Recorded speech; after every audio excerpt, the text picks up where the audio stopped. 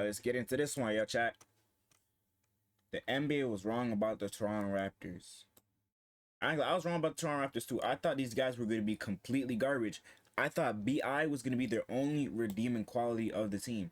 Because I seen Scotty Barnes for a minute. I thought, okay, first every year I seen Scotty Barnes. And I thought, okay, yeah, this dude going to be something. Ain't really been showing up for the team like we want him to. But BI, as soon as he came, bro, team skyrocketed, bro.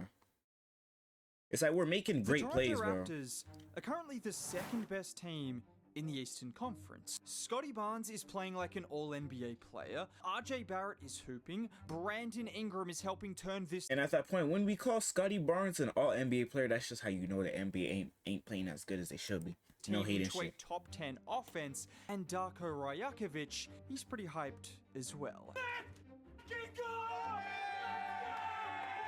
And you know what?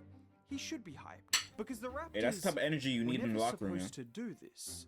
According to what everyone predicted, at least. Just take, for instance, NBA.com, who had 4 different experts predict... Wait, hold on.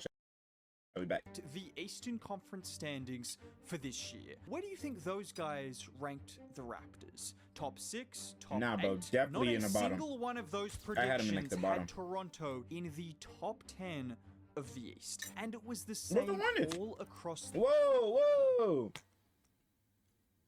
Cleveland number 1 is a fucking given. I'm not cool. That's a given. Detroit making top 5. Okay, we've seen that they've been playing good. Milwaukee falling to 6. I mean, like, Milwaukee has been absolute garbage, so it makes sense. Like, who do they got? Giannis and friends. Like, who else, bro? As soon as they got rid of Chris Middleton, they've been cooked since. Miami's alright, bro. Boston being in the bottom 5? That is crazy work. All because Tatum not playing. These niggas are not even considered a top 5 team. Why the fuck is Atlanta at 4? These niggas are not that good. And this is supposed to be at the start of the season that these niggas made it. They thought Trae Young was gonna be some cool shit? Fuck wrong with them. In the top 10 of the East. So they got the Wizards and thing being the worst team. And the Hornets. The Raptors were written off, despite having a healthy Brandon Ingram, despite a new season of Scotty Barnes, and despite the signs that we saw in the second half of last year. No one thought Toronto would be better than a play-in team. Well, 18 games into the season, and they are 8 games above 500. And the man most responsible for the Raptors' success isn't Brandon Ingram, who has been great quickly, and bro. just had 37 points versus Cleveland. It's not Darko Rajakovic, it's Scotty Barnes. Because you can look at this Raptors roster and see 3 guys averaging almost the same amount of points. In fact, even the assist numbers are pretty close. And you might question who the best player on this team truly is. I'm going to save you guys the time. It's Scotty Barnes, because not only has he been their best offensive player or neck and neck with Brandon Ingram, but when it comes to the other side of the ball, defense, he's the Raptors' best defender, and 100%, hands down. Close. No. And this is what makes Scotty Barnes mad as fuck when I seen this shit. Special. He is a fun offensive player to watch and a really effective offensive player, despite some people trying to clown him for not having the deepest bag ever. But defensively, oh, he can do everything. Just look at him on this play where Embiid gets the ball at the 3-point line. Yeah, he can guard from 1 to 5 in it. The chest of Scotty. Scotty takes the bump and then just swats him at the rim. This dude's so washed, bro. Embiid's so washed. How about Scotty rushing out to block Mobley at the 3-point line before then getting the kick-ahead pass from BI and just effortlessly getting to the rim? Who else is making plays like this, where he's guarding Jalen Johnson in transit? I could think of a couple people who are doing the exact same thing. Like, Scotty Barnes not that special. This season, Jalen Johnson could possibly do that same shit. LeBron James every season could do that shit. Giannis. I know there's more. Wemby, that's sure. Wemby's another person who could definitely do that shit. Zion, when he's healthy, he could definitely do that shit. Fucking nigga, even put Stephon Castle. Damn niggas is doing that shit. I just need 5 people who are doing that. Just like Scotty Barnes, but better. He's not that special. He then switches onto a Kongu in the post, and the Hawks make the mistake of trying Scotty in the post as he I ain't gonna lie, they was done for that shit. You could spend an entire video showing you just what Scotty can do on the defensive end. Because whilst everyone wants to talk about the Thompson twins and Wemby and Evan Mobley, all guys who I love, by the way, Scotty Barnes deserves to be in those conversations just as a defensive player. Well, aside from Wemby, because we all know he's just a bit different. But Scotty, his defensive versatility, his playmaking, his energy, his rebounding, his shot blocking, and his ability to get in the passing lanes, it makes him one of the most unique and one of the most impactful defenders in the entire NBA. And honestly, Scotty is a victim of his own standards. He started his career so strong, winning Rookie of the Year, putting up great numbers and helping the Raptors make the playoffs, that people look at his numbers now and over the last few years and assume he hasn't developed as much as other players. But just because he's not averaging 25 points a night doesn't mean he hasn't improved in every single aspect on offense and on defense. And the benefit of now having a guy like BI is Scotty doesn't have to be the #1 option on defense and the best defender. Now you have a guy who can be the co-star alongside him and step up when you need him to do that. And that's exactly what Brandon Ingram has done this season. Because he might not be averaging his career best numbers, but this is exactly what Toronto needed. They needed someone who could take and make tough shots, who could command defensive attention, who can have games like he just did against the Cavs, where he did everything, hitting threes, turnarounds, pull-up jumpers, you name it, he can do it. And this is what I love about this Raptor. Never doing that shit again. Never doing that shit again, bro. I'm telling you.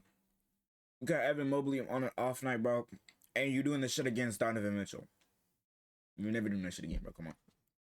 Never again. They aren't relying on one player to save them. Any player on this team can get hot and be the best player on the floor on any given quarter, on any given night. And when I say any player, we need to talk about the real best signing of this offseason. Shout out Brandon Ingram. Yeah, you scored 37 points. That's cool. I'm talking about Sandro Mamashvili.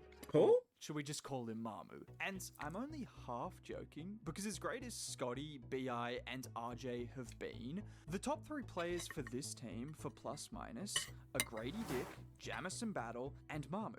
And I know plus minus isn't everything, but for anyone who has watched the Raptors this year, the starters have been really good, the bench has been phenomenal. And the star of this bench is Mamu, because when the Raptors signed Mamu in the offseason for $2.7 million a year, he was not the backup big that everyone was talking about. Everyone was talking about Yabusele, they were talking about Lopez, even Drew Eubanks recently signed a $10 million contract. Listen to me right now, Mamu is better than every single one of those players combined. It's because what he does for this team off the bench is invaluable. His hustle, his 3-point... I mean, from what I've seen against the games against Raptors, this dude Mamu, this nigga got a strap on. Like, it's like every highlight I see, this nigga just draining that shit. He don't miss.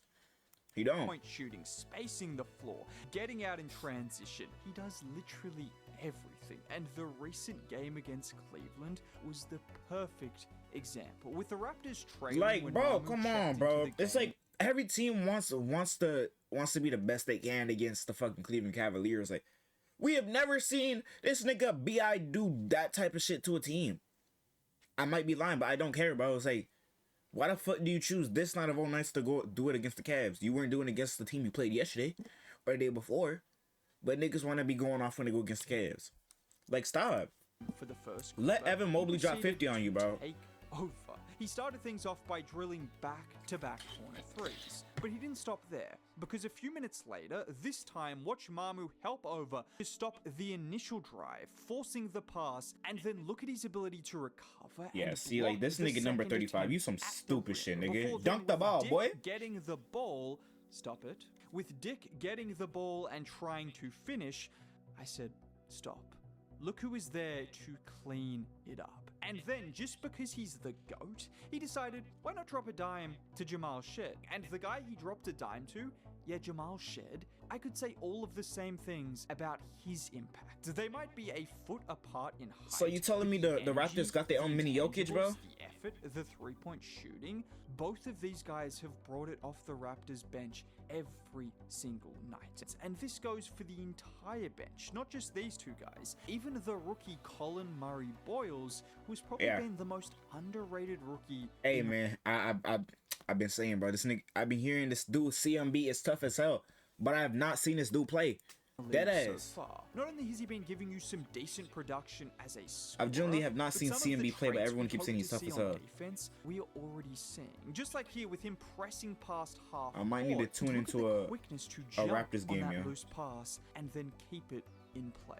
And honestly, this is just an encapsulation of the Raptors as a whole and what has made them great. And when you look around the league, OKC, Detroit, Phoenix, Toronto, what do all of these teams that I just mentioned have in common?